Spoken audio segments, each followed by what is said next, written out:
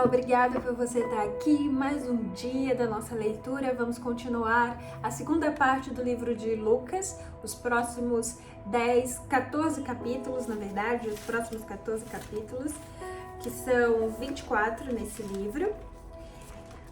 Lemos 10, isso, 24, faltam 14 e agora a gente vai continuar nesse dia. Obrigado por você estar aqui, obrigado pela sua inscrição, obrigado pelo seu tempo e vamos ouvir a palavra de Deus. Evangelho de Lucas, capítulo 11. Aconteceu que ele estava orando em um certo lugar e quando acabou, um dos seus discípulos lhe disse: Senhor, ensina-nos a orar, como João também ensinou os seus discípulos. E Jesus, respondendo-lhes, disse: Quando orardes, dizei: Pai nosso que estás nos céus, santificado seja o teu nome, venha o teu reino, seja feita a tua vontade, assim na terra como no céu. O pão nosso de cada dia nos dai hoje. Perdoai-nos os nossos pecados, pois também nós perdoamos a todo o que nos deve. E não nos conduzas à tentação, mas livra-nos do mal. Porque teu é o reino, a glória para sempre. Tem algumas pessoas que falam essa parte, né? E Jesus disse-lhes: Qual de vós terá um amigo e for procurá-lo à meia-noite e lhe disser: Amigo, empresta-me 3 pães? Pois um amigo meu chegou a mim de viagem e não tenho nada para pôr diante dele. E ele de dentro lhe responder e disser: Não me importunes, já está a porta fechada e os meus filhos estão comigo na cama. Eu não posso levantar-me para te dar. Eu digo-vos que, ainda que ele não se levante para lhes dar por ser seu amigo, todavia, por causa da sua importunação, ele se levantará e dará quantos pães precisar. E eu vos digo: pedi e dar-se-vos-á. Buscai e encontrareis, batei e abrir-se-vos-á. Porque todo aquele que pede, recebe, e o que busca, encontra, e ao que bate, se abrirá. Se um filho pedir pão a qualquer um de vós, que é pai, acaso lhe dará uma pedra?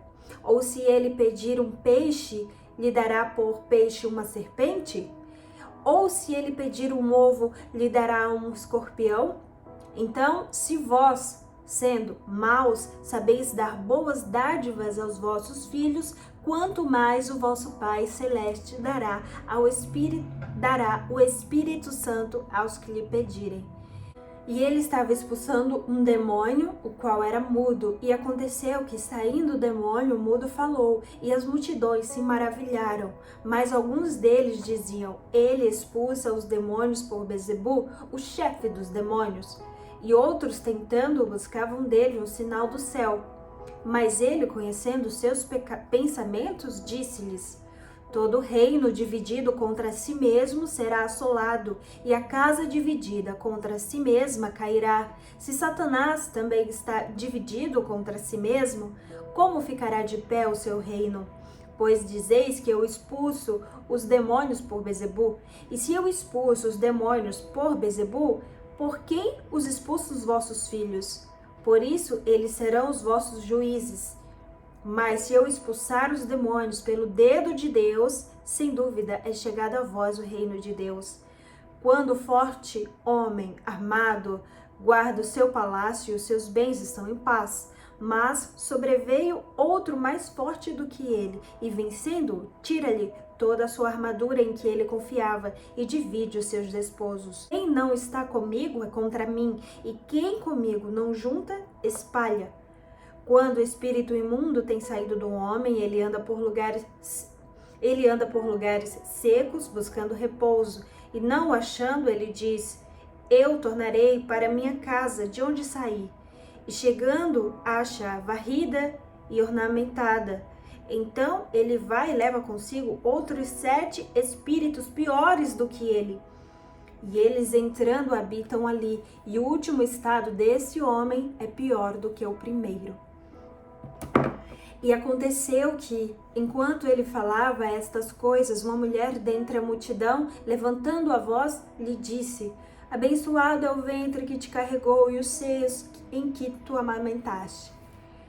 Mas Jesus disse: Antes, abençoados são os que ouvem a palavra de Deus e aguardam.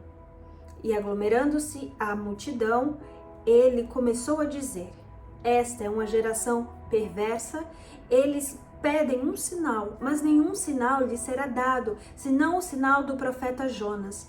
Porque assim como foi Jonas um sinal aos ninivitas, o Filho do Homem também será para esta geração. A rainha do sul se levantará no julgamento com os homens desta geração e o condenará, porque ele veio dos confins da terra para ouvir a sabedoria de Salomão. E eis que um que é maior do que Salomão está aqui. Os homens de Nínive se levantarão no julgamento com esta geração e a condenarão porque se arrependeram com a pregação de Jonas. E eis que um que é maior do que Jonas está aqui. Nenhum homem, tendo acendido uma candeia, a põe em lugar oculto, nem debaixo do alqueire, mas no castiçal, para que os que entram possam ver a luz. A luz do corpo é o olho. Se, pois, o teu olho for bom, também todo o teu corpo será bom. Mas, se o teu olho for mau, também o teu corpo será cheio de trevas. Toma cuidado, portanto, para que a luz que está em ti não seja trevas. Se, pois, todo o teu corpo for cheio de luz, não tendo parte nas trevas, todo ele será cheio de luz, como quando a candeia te ilumina com a sua luz. E enquanto ele falava, um certo fariseu pediu-lhe que fosse jantar com ele. E entrando, assentou-se à mesa. E quando o fariseu viu isso, admirou-se, por ele não ter lavado a mão antes de jantar. E o Senhor disse, e Jesus disse: Agora vós, fariseus, limpais o exterior do corpo e do prato, mas vosso interior está cheio de rapina e maldade. Tolos, aquele que fez o exterior não faz também o interior? Mas antes dai esmolas das coisas que tiverdes, e eis que todas as coisas vos serão limpas. Mas ai de vós, fariseus, porque dizimas a hortelã e a arruda e todo tipo de hortaliça, mas passais por cima do juízo do amor de Deus. Estas devereis ter feito, sem deixar as outras por fazer. E ai de vós, fariseus, pois amais os assentos mais altos nas sinagogas e as saudações nos mercados. Ai de vós, escribas e fariseus hipócritas, porque sois como as sepulturas que não aparecem e os homens que sobre elas andam e não o sabem. Então, respondendo um dos juristas, disse: Mestre, quando dizes isso, tu também nos afrontas. E Jesus respondeu: Ai de vós também, juristas, porque carregais os homens com fardos difíceis de suportar, e vós nem ainda com um dos vossos dedos tocais nesses fardos. Ai de vós, porque edificais os sepulcros dos profetas, e vossos pais o mataram. Assim testificais que consistes nas obras de vossos pais, porque eles os mataram, e vós edifiqueis os seus sepulcros. Por isso diz também a sabedoria de Deus: Eu vos enviarei profetas e apóstolos, e alguns deles matarão e os outros perseguirão, para que o sangue de todos os profetas derramado desde a fundação do mundo possa ser requerido desta geração, desde o sangue de Abel até o sangue de Zacarias, que foi morto entre o altar e o templo. Em verdade eu vos digo que serão requeridos desta geração.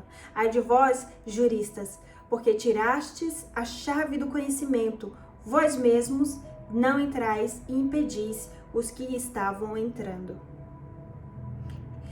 E impedistes os que estavam entrando. E dizendo-lhes ele isso, começaram os escribas e os fariseus a induzi-lo com veemência e a provocá-lo, para que falasse acerca de muitas coisas, espreitando e procurando captar algo de sua boca, para poder acusá-lo.